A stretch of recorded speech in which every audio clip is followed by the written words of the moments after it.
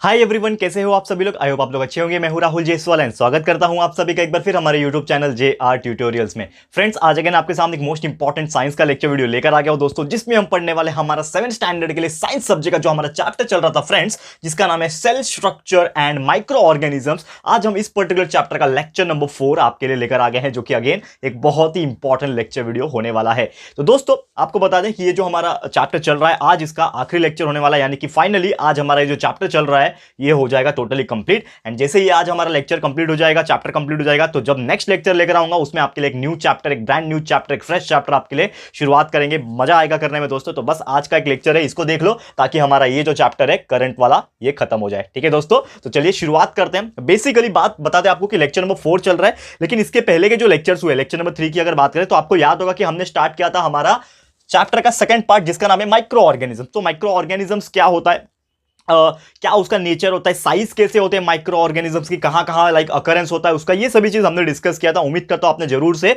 देखा होगा हमारा लेक्चर नंबर 3 को। और आज हम लोग शुरुआत करते हैं हमारे लेक्चर नंबर 4 की, और उसमें सबसे पहला जो हमें पढ़ना है दोस्तों, वो है हमारा यूजफुल माइक्रो ऑर्गेनिजम्स। यानी कि अगर हम बात करें माइक्रो ऑर्गेनिजम्स की, तो माइक्रो ऑर्गेनिज्म दो तरीके से हो सकते हैं। हमें या तो वो हेल्प कर सकते हैं, किसी चीज से फायदा पहुंचा सकते हैं, या फिर वो जो माइक्रो ऑर्गेनिजम्स होते हैं वो हमें नुकसान पहुंचा सकते हैं, डिसीज को कॉज करवा सकते हैं। तो ये सभी चीज हम लोग को आज के इस लेक्चर में पढ़ना है। तो वीडियो बहुत इंपॉर्टेंट है, ध्यान से जरूर से देखिएगा। तो चलिए शुरुआत करते हैं। सबसे पहले यूजफुल माइक्रो ऑर्गेनिजम्स की अगर हम बात करें दोस्तों, तो आपके मन में एक सडन थॉट आएगा कि यूजफुल माइक्रो ऑर्गेनिज्म है, यानी कि वो माइक्रो ऑर्गेनिजम्स, ऐसे माइक्रोब्स जो हमें कहीं ना कहीं रूप से क्या कर रहे हैं, हेल्प कर रहे हैं, कहीं ना कहीं से फायदा पहुंचा रहे हैं। ऐसे माइक्रो ऑर्गेनिजम्स को हम लोग क्या बोलेंगे, यूजफुल माइक्रो ऑर्गेनिजम्स बोलेंगे। तो जैसे कि अगर एग्जांपल बताएं कि माइक्रो ऑर्गेनिज्म कहां होते हैं, अगर सबसे पहले आया तो हम बोल सकते हैं कि सॉइल के अंदर प्रेजेंट हो सकते हैं माइक्रो ऑर्गेनिजम्स। जो डंग होता है, गोबर वगैरह जो हम लोग बोलते हैं, ठीक है ना, कोई भी लाइक एनिमल्स का हो गया, डंग हो गया, ठीक है,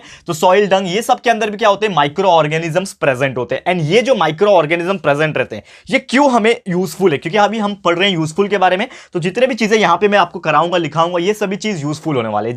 जैसे मैंने अभी बोला आपको कि सॉइल में, मिट्टी आपका जो होता है, वहां पे भी गंदगी होती है, तो गंदगी में क्या होते हैं, माइक्रो ऑर्गेनिजम्स प्रेजेंट होते हैं। करेक्ट है। सेकंड चीज मैंने बोला डंग, गोबर वगैरह जो होता है, तो उसमें भी क्या होता है, माइक्रो ऑर्गेनिज्म प्रेजेंट होते हैं। अब क्या होता है कि ये जो डंग होता है हमेशा ना मिट्टी में मिला हुआ रहता है। आप देखोगे कहीं भी जो जानवर होता है वो जमीन के ऊपर ही अपना जो वेस्ट प्रोडक्ट है उसको रिलीज करता है, तो वो सॉइल में जाके मिक्स हो जाता है। तो इससे बेनिफिट क्या है, बेनिफिट ये है दोस्तों कि जब भी वो सॉइल में जाके मिक्स होता है, तो जो भी सूखा कचरा, जैसे कि आपको एग्जांपल बताओ, लीव्स वगैरह जो होते हैं, ठीक है ना, पत्ती झड़ जाती है, ये सभी चीज जाके ना सॉइल में एक तरीके से मिक्सअप हो जाता है, और एक तरीके से एक नया प्रोडक्ट का फॉर्मेशन होता है, जिसको हम लोग बोलते हैं मैन्योर। आपने ये चीज सुना होगा।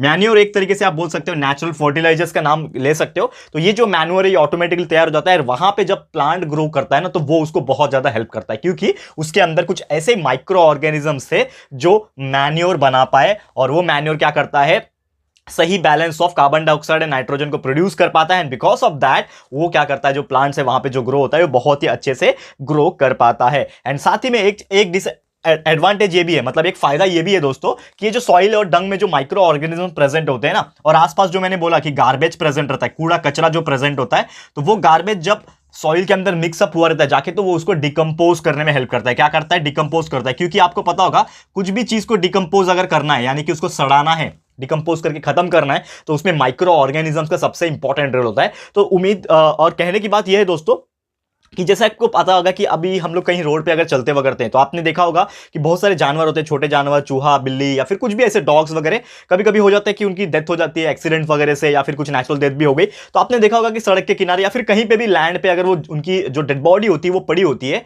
तो धीरे धीरे क्या होती है, डिकम्पोज होने लगती है। तो डिकम्पोज होने के पीछे रीजन क्या है, बिकॉज ये हमारे जो यूजफुल माइक्रो ऑर्गेनिजम्स होते हैं वो उसके ऊपर बैठते हैं और उसी को खाते हैं, और उसके वजह से ही क्या होता है, वो धीरे धीरे गलने लगता है, डिकम्पोज होने लगता है। एंड बिकॉज ऑफ दैट वहां का जो भी डेड बॉडी होता है वो धीरे धीरे वहां पे खत्म हो जाता है। तो जस्ट इमेजिन करो, एक मैं आपको एक टास्क दूंगा, टास्क तो नहीं है, जस्ट इमेजिनेशन अभी आपको करना है, जैसे मैं पढ़ा रहा हूं साथ साथ में आप इमेजिनेशन करो कि अगर लेट सपोज दुनिया में जितने भी इंसान, तो चलो हम लाइक जब मरते हैं तो अलग अलग रिचुअल्स के हिसाब से किसी को जलाया जाता है, किसी को दफनाया जाता है, अलग अलग रिचुअल्स होते हैं। लेकिन अगर मैं जानवर की बात करें तो जानवर में ऐसा हम करते नहीं कि हम उसको दफना रहे हैं या फिर जला रहे हैं। तो वो क्या होता है कि ऑटोमेटिकली मरने के बाद वो लोग डिग्रेड हो जाते हैं। तो इमेजिन करो कि अगर हमारे पृथ्वी के ऊपर, यानी कि अर्थ जो है हमारा, उसके ऊपर एक भी माइक्रो ऑर्गेनिज्म ना रहे, अगर एक छोटा सा छोटा कीड़ा जो होता है वो अगर नहीं रहेगा तो मुझे बताओ दोस्तों कि ये जो एनिमल्स होते हैं या फिर प्लांट्स की जो बॉडी होती है जो मर जाते हैं, वो डिकम्पोज हो पाएंगे क्या? बिल्कुल नहीं हो पाएंगे दोस्तों, वो ऐसे ही रहेंगे। और वो उनकी जो डेथ रेट है उसका अगर अनुमान लगाया जाए, उसको कैलकुलेट किया जाए ना, तो हमारा पृथ्वी है ना पूरा भर जाएगा डेड बॉडी से, और हम इंसान की जीने के लिए भी जगह नहीं बचेगी। तो इमेजिन कर सकते हो कि हमारा जो यूजफुल माइक्रो ऑर्गेनिजम्स होते हैं ये हमारे लाइफ में कितना इंपॉर्टेंट रोल प्ले करते हैं, क्योंकि ये खराब चीजों को, डेड डिकेड ऑर्गेनिक मैटर को क्या करते हैं, खत्म कर देते हैं, डिकम्पोज करने में हेल्प करते हैं, कूड़ा कचरा को भी डिकम्पोज कर देते हैं ऑटोमेटिकली, जिससे हमें बहुत ज्यादा हेल्प मिलता है। That's why it is considered as the useful micro organisms. और साथ ही में ये जो यूजफुल माइक्रो ऑर्गेनिजम्स होते हैं वो हमारे इन्वायरमेंट को भी क्या करते हैं, क्लीन रखते हैं। कीप आवर इन्वायरमेंट क्लीन, हमारा जो वातावरण होता है, ठीक है ना, ये इसको क्या करते हैं, क्लीन रखते हैं। ये सबसे इंपॉर्टेंट चीज है दोस्तों, क्योंकि हम जो है एक अपने घर तक ही झाड़ू पोछा कर पाएंगे, क्लीन रख पाएंगे, लेकिन पूरा इन्वायरमेंट बहुत बड़ा है, हमारा पृथ्वी बहुत बड़ा है, तो उसको क्लीन करने का जो रिस्पॉन्सिबिलिटी है वो हमारे अलावा और भी ऐसे टाइप के माइक्रो ऑर्गेनिजम्स के ऊपर है, एंड वो बखूबी वो चीज करते हैं जिसके वजह से हमारा इन्वायरमेंट का बैलेंस और क्लीनलीनेस मेंटेन हुआ है। दोस्तों उम्मीद करता हूं कि ये चीज भी आपको समझ में आ गया होगा। और एक इंपॉर्टेंट चीज है, कुछ ऐसे माइक्रो ऑर्गेनिजम्स होते हैं जो किसी किसी प्लांट के रूट्स पे प्रेजेंट होते हैं, रूट नोड्यूल्स जिसको बोलते हैं। रूट का जो नोड्यूल्स वाला पार्ट होता है अंदर की तरफ में, जो नोड्स होते हैं उसमें प्रेजेंट होते हैं। जैसे कि एक बेस्ट बैक्टीरिया का एग्जांपल देता हूं आपको, जिसका नाम है राइजोबियम। ये शायद आपने सुना भी होगा। तो rhizobium is a bacteria which is present in the root nodules, और वो हर प्लांट में नहीं होते, वो स्पेसिफिक प्लांट में होते हैं, जिसको हम लोग बोलते हैं लेग्यूमिनस प्लांट। तो लेग्यूमिनस प्लांट कौन से टाइप के प्लांट होते हैं, जितने भी दाल वाले प्लांट होते हैं ना, जो हमें दाल देते हैं, पल्सेस वाले प्लांट, ठीक है, जिससे हमें प्रोटीन मिलता है। तो ऐसे टाइप के प्लांट्स के अंदर एक बैक्टीरिया प्रेजेंट होता है। बैक्टीरिया क्या है, एक तरीके से माइक्रो ऑर्गेनिज्म ही होता है ना, तो वो उसके अंदर प्रेजेंट होता है। एंड इसके प्रेजेंस होने के वजह से, वो प्रेजेंट है इसी के वजह से क्या होता है कि वो जो रूट्स होते हैं वो एटमॉस्फेयर से नाइट्रोजन को एब्जॉर्ब जो किए रहते हैं, नाइट्रोजन जो गैस होता है एटमॉस्फेयर वाला, उसको वो कन्वर्ट कर पाते हैं किसमें, नाइट्राइट में और नाइट्रेट में। एंड बिकॉज ऑफ दिस ये प्लांट के अंदर ये नाइट्रोजन का कंपाउंड आ पाता है, and because of that nitrogen compound ये जो प्लांट होता है वो प्रोटीन बना पाता है। एंड प्रोटीन की वजह से ही ये जो दाल वगैरह हम खाते हैं, हमें क्या मिलती है, प्रोटीन मिलती है। तो सोचो ये हमारे लिए कितना ज्यादा यूजफुल है। तो ये ऐसे ही बहुत सारे अलग अलग तरीके से जितने भी माइक्रो ऑर्गेनिज्म यूजफुल वाले कैटेगरी में आते हैं वो हमें बहुत ज्यादा फायदा पहुंचाते हैं, यूजफुल होते हैं। और भी बहुत ही बेहतरीन इसका यूज है, जैसे कि आपको पता है कि दूध होता है, मिल्क, ठीक है। अब मिल्क से हम लोग क्या बनाते हैं, दही बनाते हैं। आपको पता होगा milk is converted into curd. तो ये जो कर्ड बनता है इसके पीछे भी एक बैक्टीरिया का हाथ है, एक माइक्रो ऑर्गेनिज्म का हाथ है। वो मैं आपको बहुत बार बोल चुका हूं, इसका नाम है लैक्टोबैसिलाई, ठीक है। तो लैक्टोबैसिलाई नाम का एक बैक्टीरिया होता है, एक माइक्रो ऑर्गेनिज्म होता है, जो कि क्या करता है, दूध में जब वो जाता है तो वो क्या करता है, धीरे धीरे उसको फर्मेंट कर देता है। फर्मेंटेशन आपको पता ही होगा टेक्निक। फर्मेंटेशन का मतलब होता है एक तरीके से सड़ाना, यानी कि उसके जो मॉलिक्यूल्स है उसको ब्रेक डाउन करना।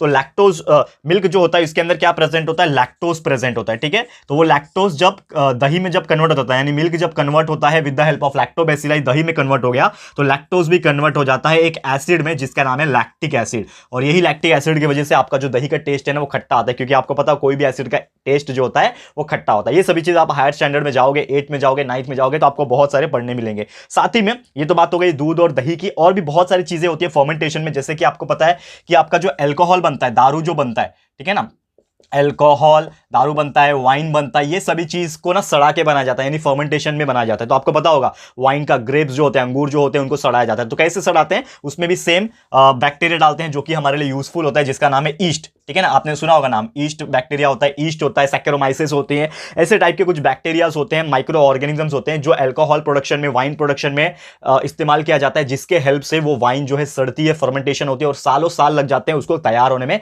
Best quality of wine produce करने में। साथ ही में बात करें, आपने देखा होगा जो ब्रेड होते हैं, ठीक है ना, ब्रेड आपने देखा होगा, ब्रेड और रोटी, ये दोनों में फर्क क्या होता है। सबसे इंपॉर्टेंट फर्क ये है कि रोटी जो आपका होता है तो नॉर्मल टफ होता है, थोड़ा सा मतलब कड़क होता है, एक तरीके से बोलोगे। आप घर पे चपाती बना के खाते हो, थोड़ा सा आपको टफ लगता होगा, लेकिन वही ब्रेड आप देखो तो ब्रेड कितना फ्लफी रहता है, एकदम मोमो रहता है, ठीक है ना, फ्लफी रहता है। तो वो फ्लफी होने के रीजन क्या है, क्योंकि उसमें भी सेम ईस्ट नाम का जो बैक्टीरिया है, एक तरीके से बैक्टीरिया नहीं बोल सकते, फंगस होता है ईस्ट एक तरीके से, वो उसमें डाला जाता है ताकि ये जो ब्रेड है उसमें भी फर्मेंटेशन हो सके, एंड उसका भी क्या हो सके, ब्रेक डाउन होने के बाद एक तरीके से आप बोल सकते हैं उसका यूज किया जा सके। तो ये हमारे लिए क्या हो रहा है, फायदा पहुंचा रहा है। ब्रेड को अलग से बेचा जाता है, ब्रेड महंगा भी बिकता है कंपैरेटिवली रोटी से। तो ये सभी चीज हमारे लिए फायदेमंद है। दैट्स वाई ये जितने भी चीजें मैंने बोली ये कम्स होते, ये आते हैं हमारे यूजफुल माइक्रो ऑर्गेनिजम्स के अंदर। और भी दो इंपॉर्टेंट चीज मैं आपको यूजफुल माइक्रो ऑर्गेनिज्म के अंदर बताना चाहूंगा, जो कि है एंटीबायोटिक्स। एंटीबायोटिक्स क्या होता है, जब भी हम बुखार होता है, बीमार पड़ते हैं, तो हम डॉक्टर के पास जाते हैं, एंड वो डॉक्टर्स आपको कुछ टैबलेट्स टैबलेट्स देते हैं, लाल कलर का, पीला कलर का, आपने देखा होगा।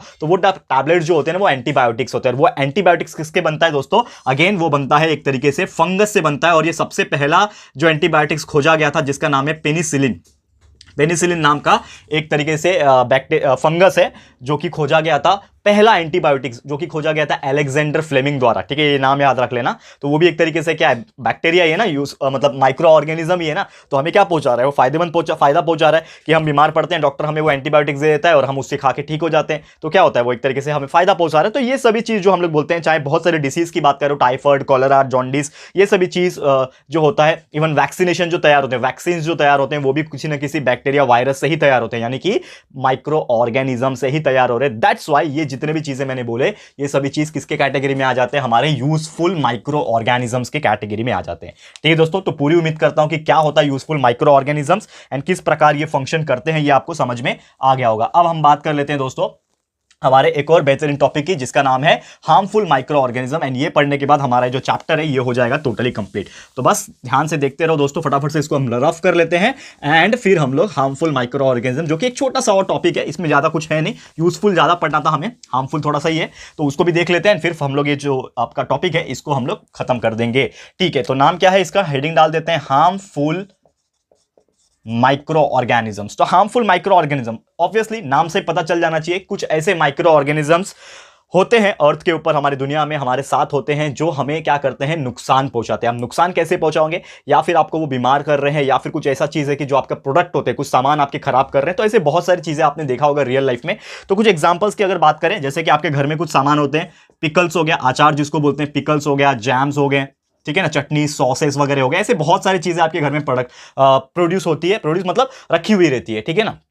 तो वो जो चीजें होती है, आपने देखा होगा कुछ समय बाद आप देखोगे तो उसको ढक्कन आप जब खोलोगे, मतलब बहुत टाइम हो गया होगा, आपने फ्रिज में नहीं रखा, या फिर कुछ भी ऐसा फ्रिज में रखने के बाद भी ये केसेस होते हैं, तो आपने देखा होगा तो उसके ऊपर ना एक ब्लैक या फिर व्हाइट कलर का स्कम आ जाता है, यानी कि ब्लैक और व्हाइट का क्या हो जाता है, स्कम, मतलब एक तरीके से आप बोल सकते हो रेशेदार धागे जैसा कुछ, तो ऐसा पपड़ी जैसा कुछ तो आ जाएगा, लेयर आ जाएगा। तो वो क्या होता है, एक तरीके से क्या होता है वो दोस्तों, एक फंगस होता है जो कि आपके फूड प्रोडक्ट के ऊपर अपने आप ग्रो कर जाता है। उसके अंदर से हाइफे प्रोड्यूस होते हैं जो कि अपना प्रोडक्शन बहुत फास्ट करते हैं, एंड अगर आपने वो चीज खा लिया तो आप बढ़ जाओगे बीमार दोस्तों, तो वो आप नहीं खा सकते। तो देखा होगा आपने बहुत सारे घर की एग्जाम्पल में, रोटी के केसेस में देखा गया है, रोटी हो गया, ब्रेड हो गया, आपने एक दो दिन अगर छोड़ दिया ऐसे रोटी और ब्रेड को, तो उसके ऊपर भी एक व्हाइट या फिर ब्लैक कलर का एक लेयर आ जाता है, धागे धागे जैसा, ठीक है ना।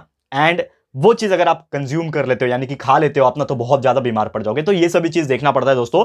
तो ये सभी चीज किसके अंदर आ जाती है, हार्मफुल, यानी कि अगर हम लोग कुछ भी माइक्रो ऑर्गेनिज्म खा रहे हैं, भले वो फंगस के कैटेगरी में है, लेकिन अगर उसको हम लोग खा रहे हैं तो हमें क्या कर सकता है, वो बीमार कर सकता है। इसके अलावा अगर हम बात करें दोस्तों कि आपके जो पिकल्स, जाम, ये सब क्या था, मतलब इन शॉर्ट अगर बात करें, आपके फूड को वो खराब करता है। एक बैक्टीरिया का नाम है जिसका नाम है क्लॉस्ट्रीडियम, ठीक है ना। तो क्लॉस्ट्रीडियम क्या होता है, जो बड़े बड़े शादी ब्याह में जब खाना बनता है बड़े बड़े लेवल पे, तो क्लॉस्ट्रीडियम ऐसे बैक्टीरिया होते हैं जो कम्युनिटी फीस्ट में ज्यादातर देखा गया है कि ऐसे बड़े बड़े जब बर्तनों में रखा गया है, तो अगर एक बैक्टीरिया भी उसके अंदर आ गया तो पूरा का पूरा खाने को वो खराब कर सकता है। अगर वो आप खाना खा लेते हो गलती से, कभी कभी होता है ना कि आप बाहर से खाना खाते हो और आपका पेट खराब हो जाता है, फूड पॉइजनिंग हो जाता है, तो सेम चीज वही होता है दोस्तों कि अगर आपने वो चीज खाना खाया और उसके अंदर वो जो बैक्टीरिया जो मैंने बोला क्लॉस्ट्रीडियम, तो अगर प्रेजेंट होता तो आपको बहुत बीमार कर देता, हो सकता है आपका फूड पॉइजनिंग हो जाता। और कभी कभी तो ऐसा हो जाता है कि बहुत ज़्यादा एक्सट्रीम लेवल पे फूड पॉइजनिंग होने के बाद ना किसी की डेथ भी हो सकती है, ये भी देखा गया है केसेस में। तो ये बहुत संभाल के आपको देखना चाहिए। अब सवाल ये उठता है कि जो हार्मफुल माइक्रो ऑर्गेनिज्म है ये आते कहाँ से। दो इंपॉर्टेंट सोर्स होते हैं, एक तो वो फूड के सोर्स पे आते हैं, यानी कि कहीं से भी आए लेकिन फूड के सोर्स में आपके अंदर जा रहे हैं, आपके बॉडी के अंदर, या तो आप कंटामिनेटेड वाटर पी रहे हो। सबसे इंपॉर्टेंट चीज यही होता है दोस्तों, पानी। अगर आप गंदा पानी पी रहे हो आपको पता नहीं चलेगा, आप घर पे से टैप में से पानी आता है, आपने ग्लास भर आप पी लिया, तो लेकिन जरूरी ये नहीं है ना कि जो टैप में से आप पानी पी रहे हो वो साफ पानी आ रहा हो। हमेशा आपको यही चीज करना है। मैं हमेशा अपने स्टूडेंट्स को और अपने फ्रेंड्स को भी एडवाइस करता हूं नॉर्मली तौर पे कि आपको एटलीस्ट कुछ करो या ना करो, फ्रिज नहीं होगा घर में चलेगा, लेकिन आपके घर में फिल्टर जरूर से होना चाहिए। तो फिल्टर क्या करता है, आप आरओ लगा लो या फिर जो भी आपके पास, एक टेक्नोलॉजी का जमाना चल रहा है दोस्तों, तो एटलीस्ट एक फिल्टर जब होता है तो वो चांसेस कम कर देता है, जो भी बैक्टीरिया, वायरसेस और जो भी कुछ इंप्योरिटीज होती है वो उसको फिल्टर करके आपको शुद्ध पानी देता है, जिसकी वजह से आपकी आधी बीमारी उधर ही खत्म हो जाती है। क्योंकि अगर आप क्लीन वाटर पी रहे हो, फूड तो अलग चीज, आप गर्म करके खाते हो, लेकिन आप क्लीन वाटर पी रहे हो तो आपका 50% चांस ये है कि आपका जो बीमारी है आपसे दूर रहेगा। तो ये इंपॉर्टेंट चीज याद रखना। और अगर वो सब चीज दूर रहेगा तो obviously harmful bacteria, micro organism जो होंगे वो भी आपसे दूर रहेंगे। तो ये याद रखना। साथ ही में फूड वाटर हो गया, किसी किसी जगह पे बहुत लोग रहते हैं जहां पे सीवेज होता है, आसपास नाला गटर वगैरह होता है, तो वहां पे क्या होता है, बहुत सारे ऐसे इंसेक्ट होते हैं जैसे कि मॉस्किटो वगैरह होते हैं, ठीक है ना, ऐसे इंसेक्ट्स वगैरह ज्यादा ग्रो करते हैं। तो मॉस्किटो होने की वजह से आपको पता है बहुत सारी बीमारी होती है जो कि एक तरीके से बैक्टीरिया एंड वायरस के कैरियर होते हैं, यानी कि आपको मच्छर काटता है तो मच्छर काटने से बीमारी नहीं होती, मच्छर जो काटने के बाद आपके अंदर वायरस जो एंटर हो जाता है मच्छर के द्वारा, उससे आपको बीमारी हो सकती है। जैसे कि आपको पता है मलेरिया हो गया, ठीक है ना, malaria, dengue, chikungunya, there are so many types of disease which is caused by biting of the mosquito. And mosquito में भी आपको जानकारी के लिए बता देता हूं कि मस्कीटो का मेल मस्कीटो काटने से कुछ नहीं होता, फीमेल मस्कीटो जो लड़की होती है मस्कीटो के अंदर, ठीक है ना, फीमेल जिसको हम लोग बोलते हैं, तो फीमेल मस्कीटो काटने से ही आपको ये सब बीमारी जो है वो लगती है, मेल जो है वो ट्रांसमिट नहीं कर पाते। तो ये भी चीज आपको याद रखना है। साथ ही में अगर आपने कुछ ऐसा चीज खाया जिसकी वजह से आपके अंदर एक बार आ गया ना जो हार्मफुल बैक्टीरिया, तो वो हार्मफुल बैक्टीरिया कहां पे इफेक्ट करता है, आपके एलिमेंट्री कैनाल यानी माउथ से लेके जो आपका पूरा स्टमक का पैसेज और एनस तक का जो पैसेज है वहां पे आपको इफेक्ट करता है और वो आपको नुकसान पहुंचाने की कोशिश करता है।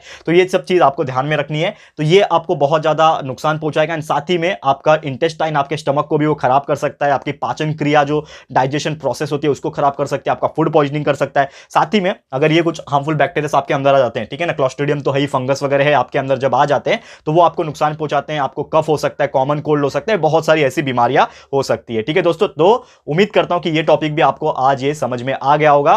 तो ये था हमारा हार्मफुल बैक्टीरियाज जो कि ज्यादा आपको इंक्लूड नहीं किया हुआ है सिलेबस में, आपको देखोगे तो यही था आपका हार्मफुल बैक्टीरिया का टॉपिक। एंड उम्मीद करता हूं कि ये टॉपिक भी आपको क्लियर हो गया होगा। तो आज हमने देख लिया दोस्तों useful micro organisms, that is आपका जो भी आपके लिए हेल्पफुल थे, एंड जो हार्मफुल माइक्रो ऑर्गेनिज्म था जो आपके लिए नुकसानदायक थे, ये हमने देख लिया। एंड इसी के साथ हमारा ये जो टॉपिक है ये खत्म होता है और इसी के साथ हमारा जो चैप्टर चल रहा है cell structure and micro organisms, ये भी होता है टोटली कंप्लीट। तो उम्मीद करता हूं कि आपको ये चीज 100% समझ में आ गया होगा। तो आज के लिए इतना ही, जल्द मिलेंगे आपके सामने एक नए चैप्टर के साथ, बेहतरीन चैप्टर के साथ। तो आज के लिए इतना ही। ये वीडियो एंड ये चैप्टर आपको कैसा लगा दोस्तों, प्लीज हमें कमेंट करके बताइएगा, अपनी राय और सजेशन जरूर से दीजिएगा दोस्तों। और अगर आपको ये वीडियो पसंद आया है, थोड़ा भी यूजफुल लगा है फ्रेंड्स, तो प्लीज वीडियो को लाइक कीजिएगा, शेयर कीजिएगा अपने सारे फ्रेंड्स लोग के साथ, फटाफट से शेयर कर देना। एंड अगर आपने अभी तक इस चैनल को सब्सक्राइब नहीं किया है तो फटाफट से हमारे इस चैनल को सब्सक्राइब कर देना, साथ में बेल आइकन को प्रेस कर देना, ताकि जब भी हम लोग वीडियो लेकर आएंगे आप लोग को नोटिफिकेशन मिलती रहेगी। ठीक है फ्रेंड्स, तो मिलते हैं हमारे अगले वीडियो में। ये वीडियो देखने के लिए thank you and good bye.